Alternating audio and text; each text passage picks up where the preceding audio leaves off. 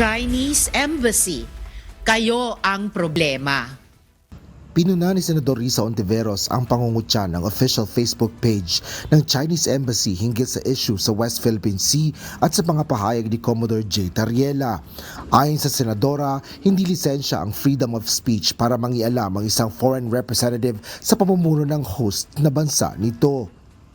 Ang freedom of speech ay hindi lisensya para sa representante ng isang dayuhang bansa na manghimasok, manakot at mambastos sa mga Pilipino dito in the name of free speech.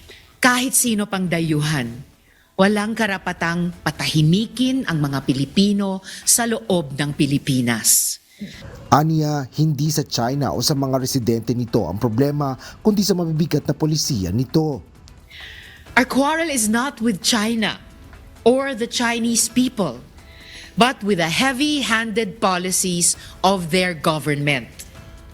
Samantala, hinimok naman ni Senador Rodante Marcoleta at Senador Robin Padilla ang maayos at diplomasyang pakikipag-usap ng dalawang kampo para maayos ang alitan.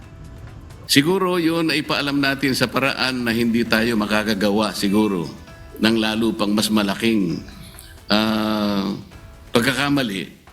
Kaya sana po, nakikiusap po ako sa Chinese Embassy at sa ating mga kasama na sana po ay matapos na ito, makapag-umpisa na po tayo ng magandang relasyon. Asher Cadapan Jr., UNTV News and Rescue. Diyos ang aming sandigan, serbisyo publiko ang aming pinahalagahan.